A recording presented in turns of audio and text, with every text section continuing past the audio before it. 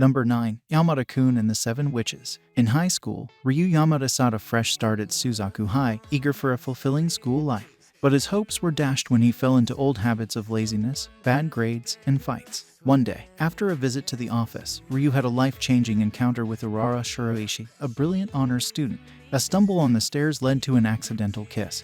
And to their astonishment, they discovered the power to switch bodies through a kiss. This ability proved both convenient and troublesome.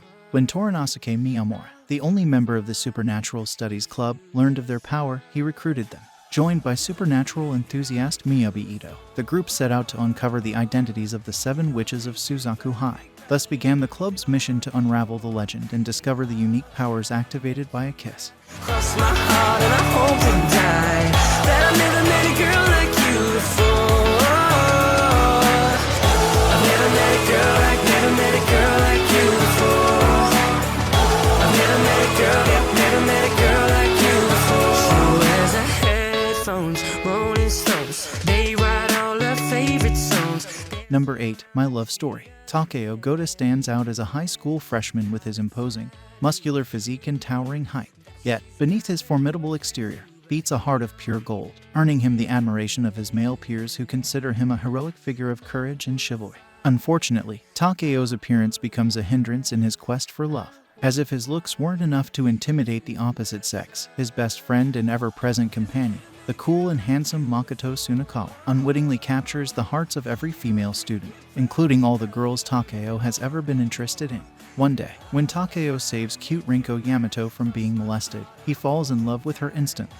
Unfortunately, he suspects that she might be interested in Tsunekawa. Despite his romantic feelings for Yamato continuing to bloom, Takeo decides to act as her Cupid, even as he yearns for his own love story.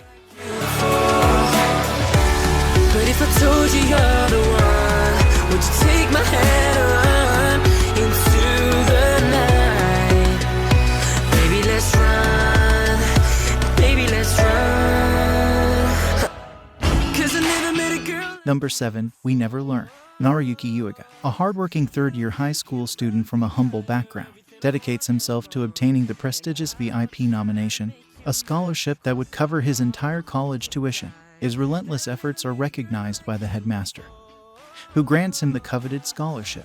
However, there's a catch. In exchange for the scholarship, Uega must become the tutor for the school's brilliant but struggling students in their weakest subjects. Among his new group of pupils are Rizu Ogata, a math prodigy aspiring to study humanities, Fumino Furuhashi, a literary genius with a passion for science, and Uruka Takemoto, Uega's athletic childhood friend who struggles academically and everything else. We Never Learn follows Uega's journey as he embarks on a series of peculiar and comedic adventures, trying to teach these eccentric students. But as Ogata and Furuhashi face conflicting ambitions and abilities, will Uega be able to guide them towards achieving their dreams? Never met a girl like you before. I've never met a girl like you before. I've never met a girl like you before. Number 6. The Quintessential Quintuplets. Fudoro Oresuki, a high-achieving high school student, carries the burden of a challenging life. His withdrawn personality and solitary tendencies have left him without friends, while his family's financial struggles push them to barely get by. One day, during his lunch break, Oresuki clashes with a female transfer student over a seat, leading to mutual dislike. However, fate intervenes when he receives a life-changing opportunity to clear his family's debt, a well-paying tutoring job for a wealthy family's daughter. To his dismay, the client turns out to be none other than the girl he had the argument with, Itsuki Nakano.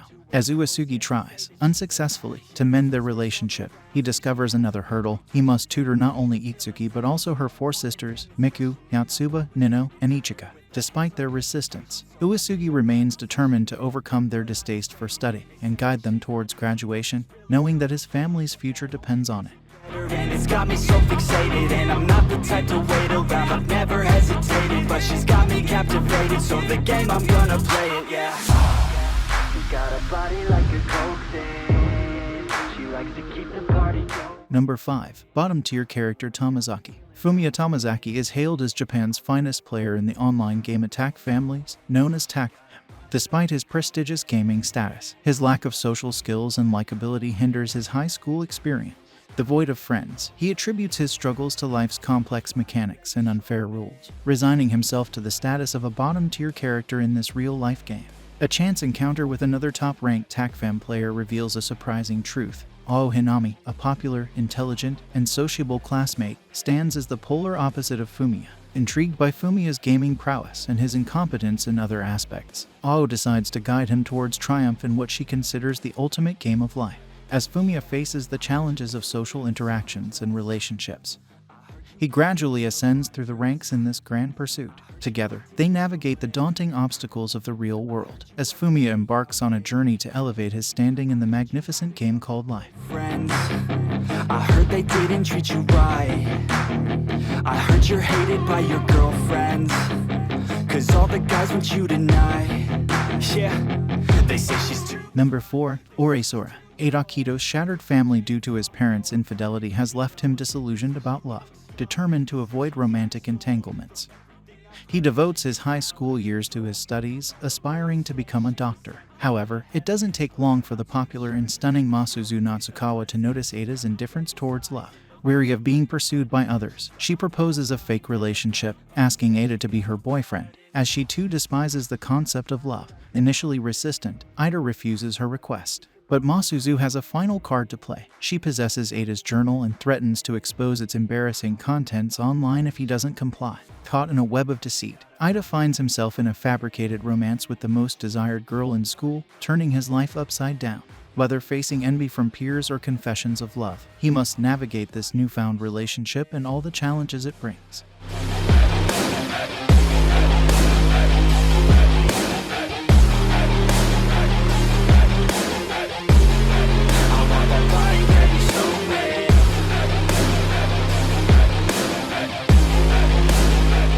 Number 3. Rascal does not dream of bunny girl senpai. Puberty syndrome, a rare and perplexing condition, is often dismissed as mere myth. Its supernatural symptoms, affecting only teenagers, go unrecognized by most as a genuine phenomenon.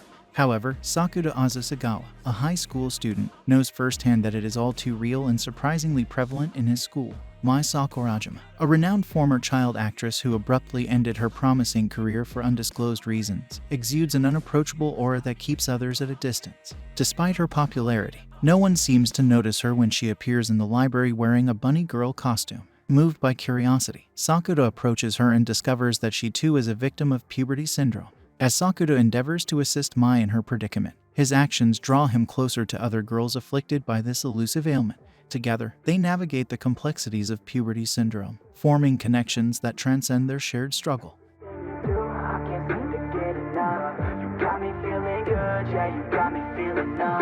Girl, you got me shook from the way your body looks.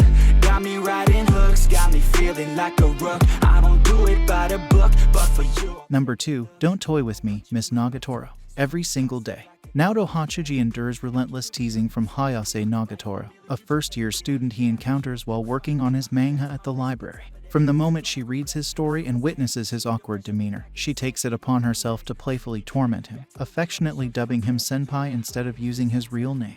Initially, Nagatoro's incessant pranks leave him feeling embarrassed and inconvenienced, forced to cater to her whims. Yet, as they spend more time together, a peculiar kind of friendship blossoms between them. Naoto discovers that life with Nagatoro can be surprisingly enjoyable, and the days become filled with unexpected excitement.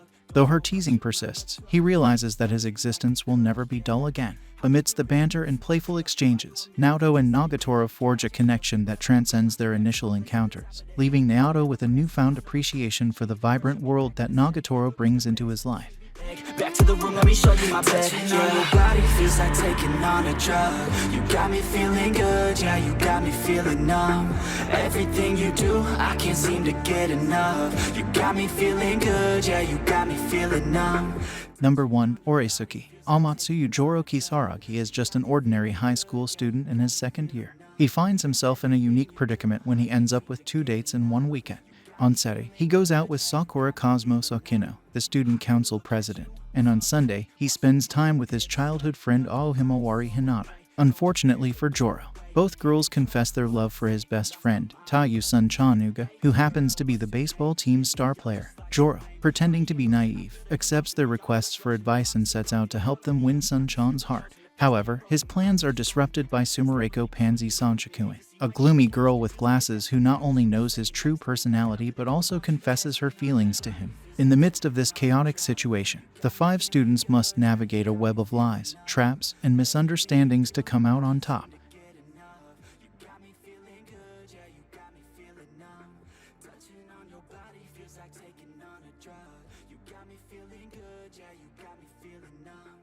Everything you do, I can't seem to get enough. You got me feeling good, yeah, you got me feeling numb.